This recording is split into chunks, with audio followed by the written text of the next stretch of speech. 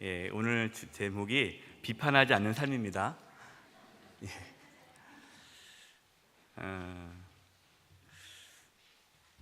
교회 안에 참 말이 많습니다. 모함하고 비방하고 헛들고 수근거리고, 아마 말이 많은 곳이 교회가 아닌가 생각이 듭니다. 그래서 많은 분들이 교회 안에서 상처를 받고 교회를 떠나 하시는 분들이 계십니다. 아마 여기 계신 분들도 교회를 떠나고 싶었지만 또 하나님의 은혜로 교회를 떠나지 않고 이렇게 믿음의 뿌리를 잘 내려서 이렇게 신앙생활을 잘 하고 있다고 생각이 듭니다. 저도 신앙생활을 하다가 교회 안에서 여러 가지 그러한 말들로 인해서 상처를 받고 교회를 떠나려고 했습니다. 목회를 하면서 참 이 부분에 대해서 끊임없이 반복적으로 나타나는 것을 보면서 역시 사탄은 존재하구나 라는 것을 알게 되었습니다. 어느 교회나 서로 모함하고 비방하는 그것으로 인해서 교회 안에 분열과 다툼이 있는, 파벌이 있는 모습을 발견했습니다. 아직 우리 영세교회에는 제가 아직 발견하지 못했는데요,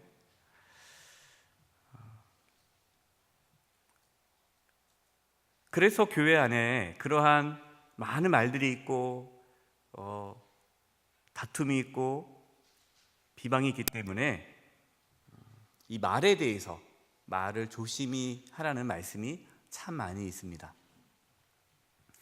오늘도 예수님께서 비판하지 말라라고 오늘 말씀하셨습니다. 산상수훈, 우리가 지금 산상수훈의 말씀을 나누고 있는데요, 산상수훈은 아주 중요한 예수님께서 우리에게 전해주신 말씀이죠. 그 중에 한 부분, 비판하지 말라라고 말씀하십니다. 왜 그렇게 하실까요? 비판하기 때문에 예수님께서 비판하지 말라라고 말씀하시는 겁니다. 근데 비판하지 말라 하니까 또 이 말씀에 대한 오해가 있습니다. 그래서 말씀을 준비하면서 비판하지 않는 삶이라는 제목으로 두 번에 걸쳐서 말씀을 이렇게 나누게 되었습니다. 먼저 비판하지 말라라는 그 말씀에 오해가 있습니다. 어떤 오해가 있느냐? 첫 번째는 비판하지 말라 그러니까 진짜 비판을 안 합니다. 그 말은 뭐냐면 옳고 그름을 판단하지 말라라고 오해하는 겁니다. 옳고 그름을 판단하지 않으면 다 좋은 거죠.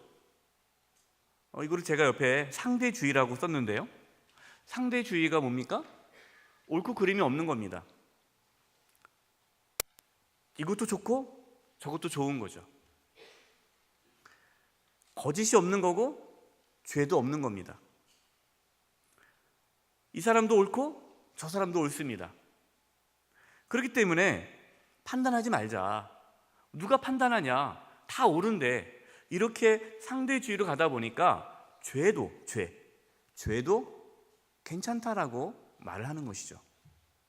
여러분, 그렇지 않습니다. 예수님께서 말씀하신 비판하지 말라라는 말씀이 옳고 그름을 판단하지 말아라, 옳고 그름은 없다, 어떻게 판단할 수 있느냐, 다 똑같다라고 말씀하지 않으셨습니다.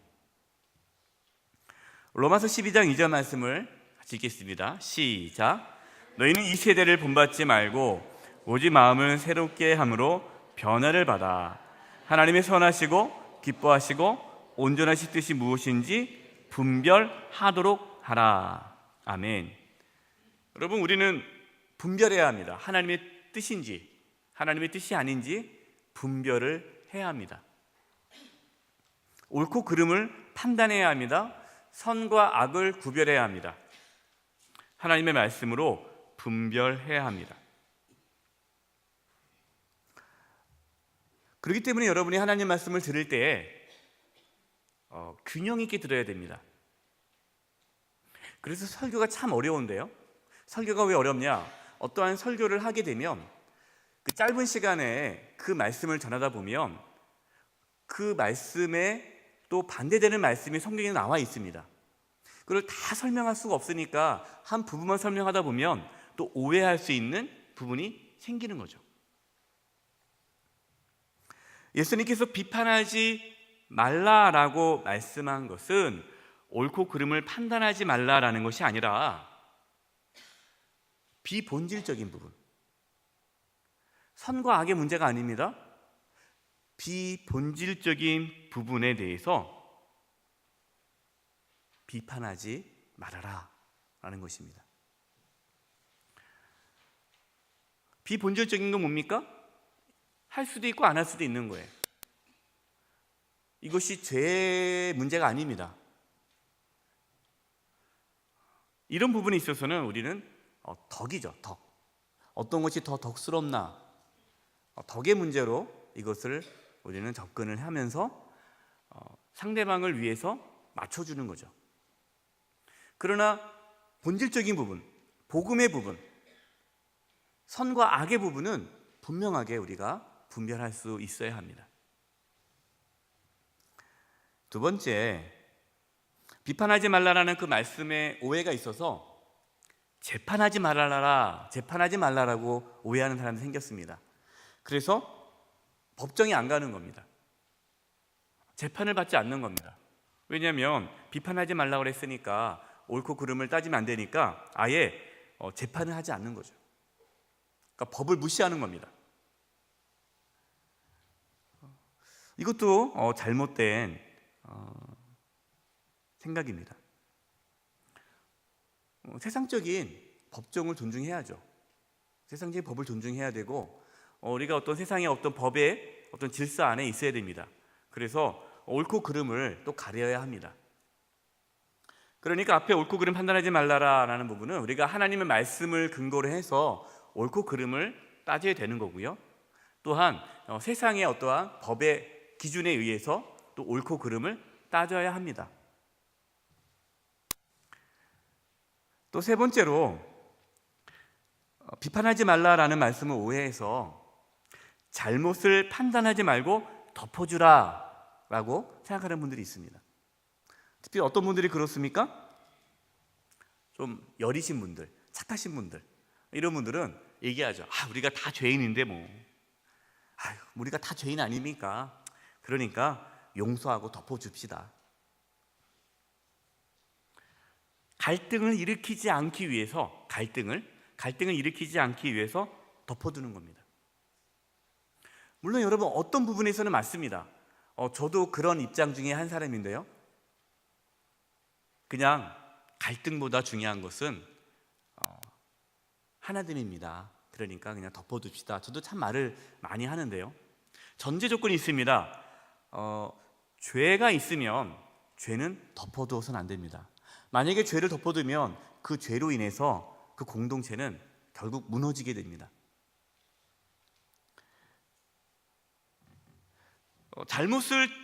잘못을 판단하지 말고 무조건 덮어주라라는 말씀은 아닙니다. 마태복음 18장 15절에서 17절입니다. 같이 읽겠습니다. 시작. 내 형제가 죄를 범하거든 가서 너와 그 사람과만 상대하여 권고하라. 만일 들으면 내가 내 형제를 얻을 것이요 만일 듣지 않거든 한두 사람을 데리고 가서 두세 증인의 입으로 말마다 확증하게 하라. 만일 그들의 말도 듣지 않거든 교회의 말하고 교회의 말도 듣지 않거든 이방인과 세리와 같이 여기라. 아멘. 예수님께서 말씀하셨습니다. 내 형제가 뭐 하거든? 죄를 범하거든. 죄를 졌다는 거예요. 죄가 아닌 것에 대해서는 우리가 다 그냥 포용할 수 있지만 죄를 졌다면 먼저 순서가 중요합니다. 덮어두라고 말씀하지 않았어요? 너와 그 사람과만 상대하여. 누가 죄를 졌습니다. 그러면 소문내지 마. 말라는 거예요. 누가 잘못을 저질렀어요? 그러면 그거를 소문내는 거죠. 이 사람이 이런 나쁜 짓 했다. 이러지 말고 그 사람에게 가서 단 둘이 권고하라는 거죠. 이 부분은 잘못됐다. 들으면 그 형제를 얻을 것이요. 그 형제를 얻는다는 말은 그 형제가 죄에서 돌이키기 때문에 사는 거죠. 그러나 듣지 않아요. 듣지 않으면 어떻게 해요? 내버려 두면 안 됩니다. 죄가 있기 때문에. 그럼 그 죄를 어떻게 해결합니까? 한두 사람을 데리고 가서 증인의 입으로 말마다 확증하게 하는 거예요. 다시 몇 사람 가서 얘기를 합니다. 그래도 듣지 않으면 교회가 가서 말을 합니다. 그래도 듣지 않으면 어떻게 하라? 이방인과 세리와 같이 여기라. 여기서 이방인과 세리와 같이 여기라는 말은 출교를 말하는 겁니다. 출교.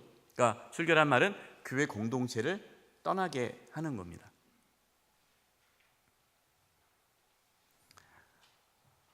초기 초대교회 그리고 한국 초대교회에도 출교가 있었습니다. 출교.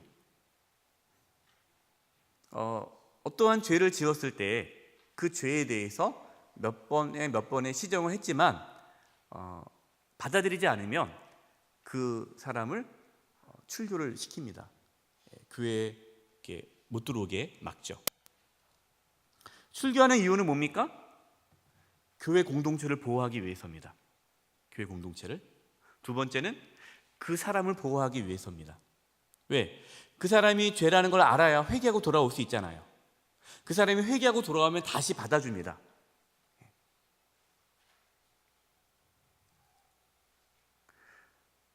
근데 한국 교회가 이 부분이 약하죠. 출교하면 뭐라고 얘기합니까? 교회가 사랑이 없다. 어떻게 그럴 수가 있느냐, 이렇게 얘기 나오죠. 교회라는 것이 다 받아줘야지. 물론 맞아요. 받아줘야 됩니다. 그러나 그 사람으로 인해서 그 공동체에 죄가 영향력을 끼치면 그는 예수님 말씀에 의하면 세리와 같이 출교를 시켜야 됩니다. 또 그래야 그 사람이 회개하고 돌아오죠. 근데 지금 한국 교회가 약해진 게 뭐냐? 이 죄 부분이 많이 약해져 있습니다. 그래서 비본질적인 부분은 죽기 살기로 싸우는데 본질적인 부분에 있어서는 너무나 관용적이에요. 그냥 받아주는 거예요. 그러다 보니까 교회가 영적인 힘을 잃게 되는 것입니다.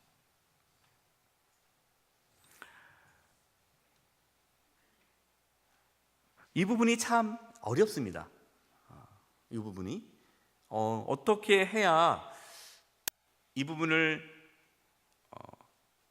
부분이 정말로 하나님께서 기뻐하시는 비판인지, 하나님께서 기뻐하지 않은 비판인지, 이 부분이 참 어렵습니다.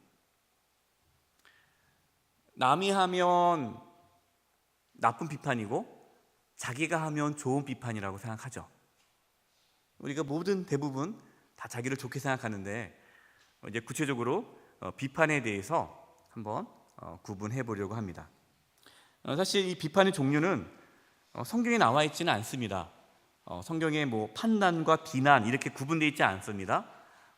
제가 나름대로 이 비판이라는 단어가 혼용해서 쓰여지기 때문에 좀 구분하기 위해서 제가 이렇게 단어를 쓴 것뿐이지 성경에 판단이나 비난이나 이런 것들이 이렇게 구분되어 있지는 않습니다. 이해하기 편하기 위해서 해놓은 겁니다.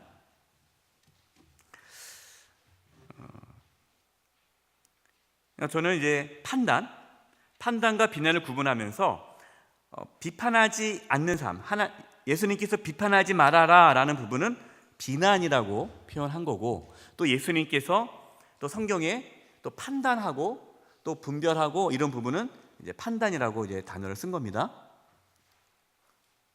이해가 되셨죠? 네. 그러면 이제 판단과 비난을 비교하면서 보겠습니다. 자, 판단은 사람을 살립니다.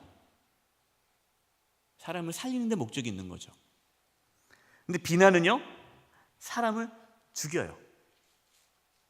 그렇기 때문에 여러분들이 내가 이것이 판단이냐 비난이냐 이렇게 얘기하죠. 다 너 잘되라고 하는 거야 하면서 얘기를 하는데 이게 비난일 수 있어요. 그러면 우리가 누군가에게 어떤 말을 할 때 내가 누군가에게 누가 잘못을 했습니다. 그럼 내가 그 사람한테 가서 어떤 얘기를 해요. 이것이 판단이 될 수 있고요. 이것이 비난이 될 수 있어요. 그러면 내 마음에 사랑하는 마음이 있어서 그 사람을 살리고 싶어서 하는 말은 판단이에요. 그러나 내가 미워요. 그 사람이. 그 행동이 미워요. 그래서 미워가지고 그 사람에게 죽이려고 그 사람을 죽이고 싶은 마음으로 하면은 그것은 비난이 되는 거예요. 그러나 대부분 비난은 상대방이 가서 합니까? 안 합니까? 상대방이 가서 하지 않습니다. 대부분 비난은 그 사람 모르게 다른 사람에게 그 사람 얘기를 하죠. 내가 정말 저 사람을 위해서 하는 말인데 저도 그럴 때가 참 많아요. 그 사람이 직접 말을 하고 싶은데 말하다가는 혹시 상처받을까 봐 말은 못하겠고 그래서 다른 사람에게 말을 하는데 다른 사람한테 말을 하는데 그것이 어떻게 보면은 판단이면서도 교묘하게 비난으로 넘어갈 때가 있어요. 판단과 비난은 두 번째입니다. 판단은 긍정적이에요. 긍정적. 왜냐하면 어떤 옳고 그름을 판단해서 좋은 쪽으로 가야 되기 때문에 건설적이고 긍정적입니다. 그러나 비난은 아주 부정적이죠. 판단은 그 안에 정의가 있습니다. 정의. 하나님의 옳고 그름이기 때문에 정의가 있는데 비난에는 뭐가 있습니까? 교만이 있어요. 내 마음에 상대방보다 우월하다라는 교만이 있어요. 혹시 여러분이 누군가에게 어떤 말을 할 때 내가 그 사람보다 우월하다는 생각으로 그 사람에게 말을 합니까? 여러분 이것은 비난이에요. 그건 절대로 그 사람을 살릴 수가 없습니다. 교만함으로 내가 한 수 가르쳐 줄게 이런 식으로 가면 여러분 이거는 비난이에요. 하나님께서 기뻐하지 않습니다.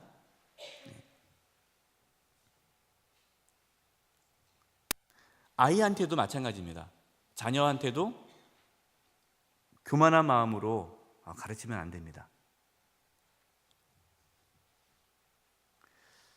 판단은 사랑이죠. 그 안에 사랑이 있어야 돼요. 비난은 멸시가 있죠.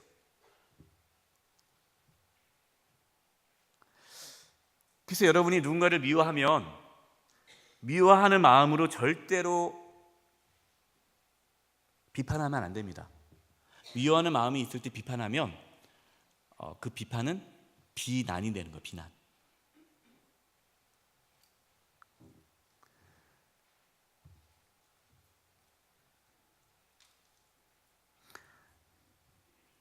판단은 하나님의 의를 드러냅니다. 하나님의 의. 그러나 비난은 자신의 의를 드러내죠. 내가 옳다라는 것을 증명하는 거예요.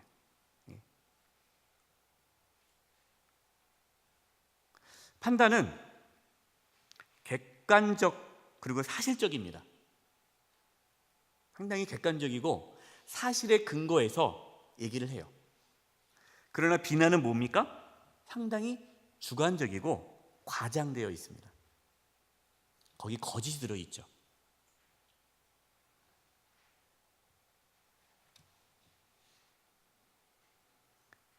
그래서 비난의 대부분은요 말이 붙어요.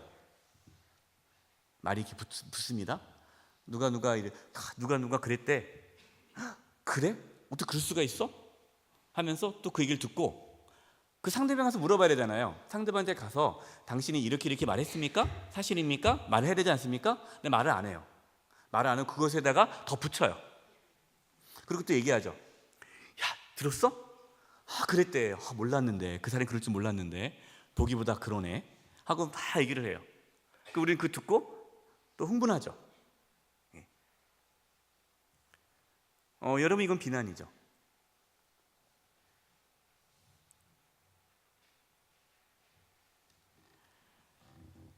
세 번째, 판단은 공동체가 세워집니다. 공동체가 세워져요. 그러나 비난은 결국 공동체가 파괴됩니다. 분열이 돼요. 싸워요.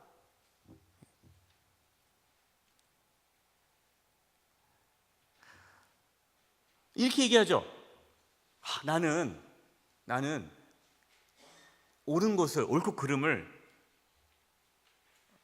덮어줄 수 없다. 나는 정의로운 사람이다. 나는 공동체를 살리기 위해서 나는 이 말을 해야 된다 하면서 말을 해요.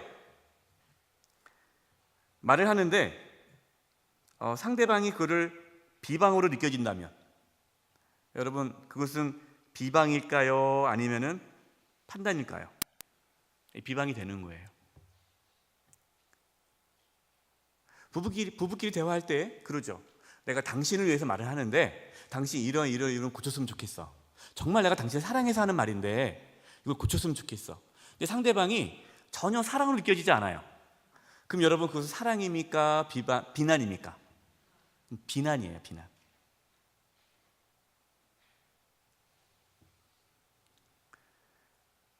우리는 말로는 옳고 그름을 판단하고 옳은 길을 하도록 하기 위해서, 우리의 공동체를 내가 바로 세우기 위해서 내가 정말, 내가 말 안 하면 누가 말하냐, 다 말 안 하니까 내가 말해야 된다 하면서 의협심에 의해서 막 말을 하는데, 가만히 자신을 보셔야 돼요. 우리가 스스로 속을 수 있습니다. 정말 우리 안에 사랑이 있는지, 정말 우리 안에 겸손함이 있는지, 하나님의 의를 드러내는지 내 의를 드러내는지, 그것이 객관적인지 아니면 과장된 것인지, 살리는 것인지 죽이는 것인지 보아야 합니다. 근데 대부분은 다 비난이에요. 그런데 그것을 우리는 비난이 아니고 교회를 위해서, 가정을 위해서, 나라를 위해서 우리가 한다라고 얘기를 합니다. 내가 하면 판단이고 남이 하면 비난입니다. 여러분, 이거 참 어렵습니다. 저도 말씀을 준비하면서 제가 나름대로 그래도 위에서 한다 했지만 내 안에 그러한 미움이 있었고 교만함이 있었다는 걸 발견하게 됐어요. 그래서 참 이게 어렵구나. 그래서 예수님께서 비판하지 말라고 했구나. 상당 부분 좋게 하려다가 이게 나쁜 쪽으로 가기 때문에 그렇구나 생각이 들었습니다. 어떤 말씀을 준비하면서요, 저도 찾기 어렵더라고요. 상대방에게 직접 가서 말을 해야 되는데 잘 못하는 경향이 있어요. 성격상 상대방이 상처받을까 봐. 그러나 말씀을 준비하면서 상대방이 직접 말해주는 것이 필요하겠구나. 그러나 어떠한 마음으로? 여기에 판단이 있죠. 살리는 마음으로, 긍정적으로, 정의로, 사랑으로 하나님의 의를 드러내고 객관적이고 사실적이고 공동체를 세워지는 이 모든 것이 준비될 때에 말을 해줘야겠구나라는 생각을 가졌습니다. 이것이 준비되지 않으면 아직 하면 안 되죠. 그리고 또 이런 생각도 해봤습니다. 누군가가 나에게 조언할 때, 목사님, 내가 정말 목사님을 위해서 하는 말인데요 하고 얘기할 때에 나는 그거를 비난으로 받아들이는가 아니면 조언으로 받아들이는가. 근데 쉽지 않더라고요.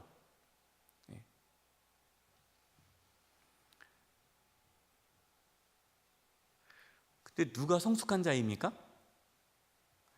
누군가가 조언했을 때 충고했을 때 그것을 받아들인 사람이 성숙합니까? 받아들이지 않고 기분 나빠하는 게 성숙합니까?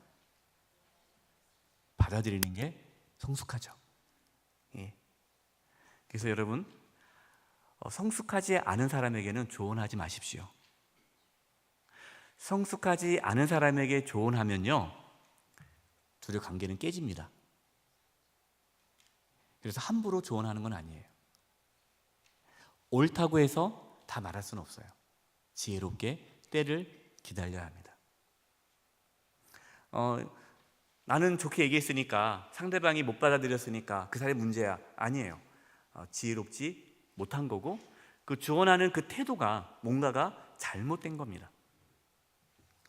이제 세 번째, 우리가 누군가에게 조언을 할 때, 누군가에게 정말 우리가 옳고 그름을 판단해야 되잖아요. 잘못된 부분은 얘기를 해줘야 되잖아요. 공동체를 지키고 가정을 지키고, 우리가 배우자 관계도 마찬가지입니다. 배우자에게 뭔가 그래도 좋은 얘기를 해줘야 되고, 자녀들에게도, 또 교회 안에서도 우리가 뭔가를 이렇게 조언을 해야 할 때 어떻게 우리가 판단하고 얘기를 할 것인가에 대한 부분에 대해서 나누겠습니다. 세 번째, 하나님께서 기뻐하시는 판단입니다.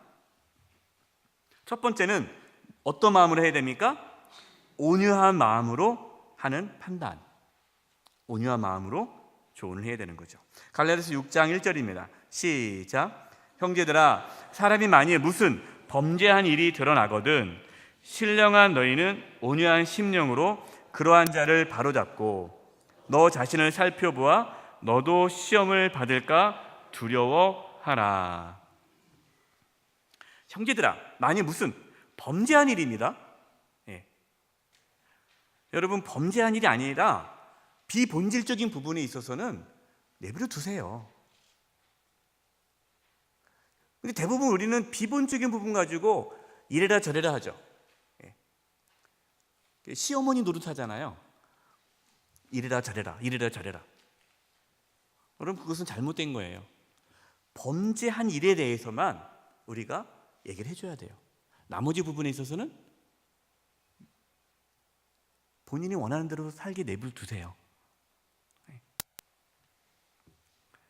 범죄한 일이 드러나거든 범죄했어요. 그럼 어떻게 합니까? 신령한 너희는 어떤 마음으로? 온유한 심령으로, 온유한 마음으로. 온유한 마음이 어떤 마음입니까? 겸손한 마음입니다. 그러한 자 어떤 자입니까? 범죄한 자를 바로 잡고.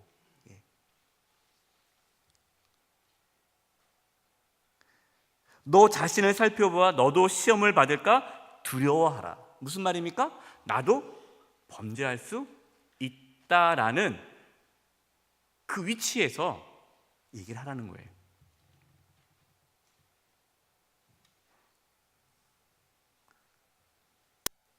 우리도 범죄할 수 있죠. 우리도 죄를 지을 수 있어요. 그렇기 때문에 나는 마치 죄를 안 짓는 것처럼, 나는 의인인 것처럼 그 사람을 깎아내리면서 막 어떻게 그런 죄를 지을 수 있냐라고 몰아치지 말고, 우리가 다 죄인인데 나도 그런 죄를 지을 수 있는데 우리가 이 부분에 있어서는 분명히 하나님께서 기뻐하지 않으니까 우리가 함께 회개하고 함께 돌아섭시다. 온유함으로 나아간다는 것입니다. 두 번째, 하나님께서 기뻐하시는 판단은 다투지 않는 판단이에요. 디모데후서 2장 23절 25절입니다. 읽겠습니다. 시작. 어리석고 무식한 변론을 벌이라. 이에서 다툼이 나눈 줄 알미라. 주의 종은 마땅히 다투지 아니하고 모든 사람에 대하여 온유하며 가르치기를 잘하며 참으며 거역하는 자를 온유함으로 훈계할지니 혹 하나님이 그들에게 회개함을 주사 진리를 알게 하실까 하며. 아멘. 뭘 버려라? 어리석고 무식한 변론을 버리라. 말싸움하지 말라는 겁니다. 옳고 그름에 대해서 다투지 말라는 거예요. 다투는 건 절대로 안 됩니다. 그 사람이 싸움을 걸어오겠죠. 어떤 부분에 있어서 이 부분은 잘못됐다라는 것에 대해서 얘기했을 때 받아들이지 않고 변호하고 이게 무슨 소리냐 하면서 막 싸움을 하려고 달려들 때 같이 팔 걷어붙여가지고 우리 한번 이게 옳고 그름만 따져볼까요? 하고 하지 말라는 거예요. 그때는 물러서야 되죠. 다쳐서는 안 됩니다. 그 사람은 싸우려 할 때도 나는 어떻게 해요? 온유함으로. 아니라고. 그런 뜻이 아니라고. 진정시켜가면서. 미안하다고. 내가 그런 표현이 아닌데, 그런 뜻이 아닌데, 우리 집사님의 마음을 상하게 해서 미안하다고 하면서 온유하면서 가르치면서 잘 또 참아야 됩니다. 거역하는 자를 온유함으로 훈계하라라는 것이죠.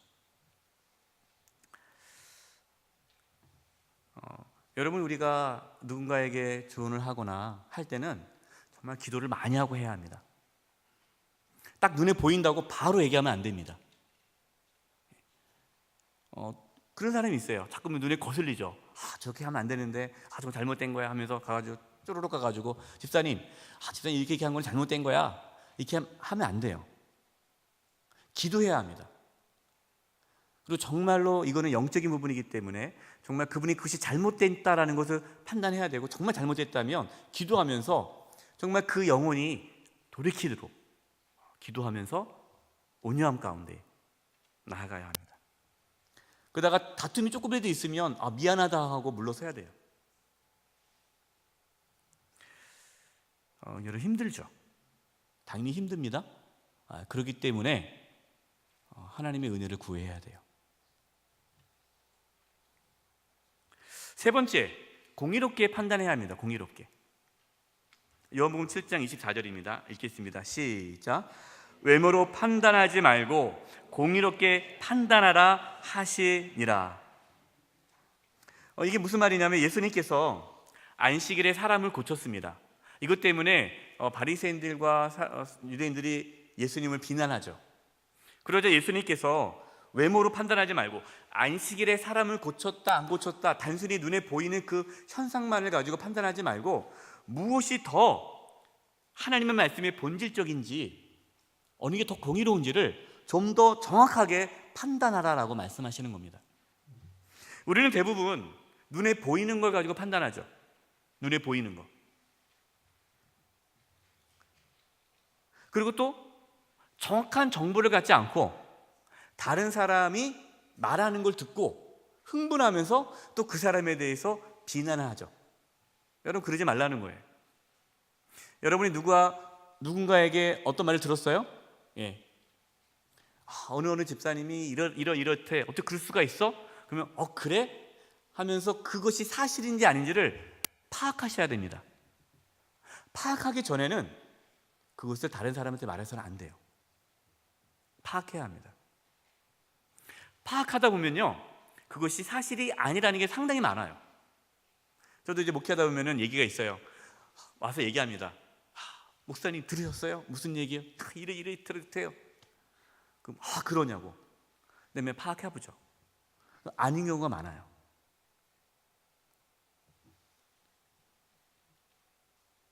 여러분, 정확한 사실, 근거를 갖고 판단하셔야 됩니다. 결론이에요. 예수님께서 비판하지 말아라, 그 말씀은 옳고 그름을 판단하지 말고 잘못한 것도 덮어두고 그냥 죄를 그냥 덮어두면서 묵인하라, 그 뜻은 아닙니다. 예수님도 아주 철저하게 잘못된 부분은 지적하셨고 또 회개하라고 하셨고 돌이키게 했습니다. 예수님께서 말씀하시는 비판하지 말라라는 그 부분은 비난이죠. 우리의 대부분은 비난입니다. 말로는 내가 정의를 세우겠다 말을 하지만 거의 대부분은 비난입니다. 그래서 우리는 정직해야 합니다.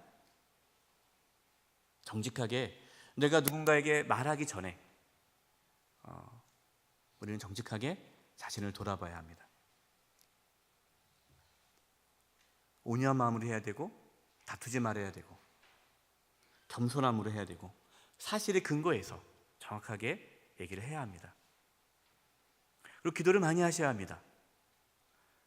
정말 하나님께서 기뻐하시는 판단은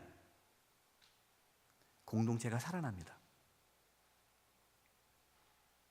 그러나 열매를 보면 알 수 있는데 내가 한 말과 행동이 오히려 공동체를 분열하게 만들고 불편하게 만들고 힘들게 만든다. 그는 하나님께서 기뻐하지 않은 말과 행동입니다. 그렇기 때문에 예수님께서는 이 짧은 시간에 다 말씀을 나눌 수 없으니까 또 복잡하게 말씀하면 사람들이 헷갈리니까 예수님께서는 비판하지 말아라 이렇게 말씀하신 겁니다. 이제 다음 주에는 비판하지 말라라는 이제 본문을 가지고 이제 좀 더 구체적으로 또 말씀을 나누도록 하겠습니다. 저와 여러분의 그 말과 행동이 사람을 죽이지 않기를 바랍니다. 우리의 말과 행동이 사람을 살릴 수 있기를 바랍니다. 기도하겠습니다.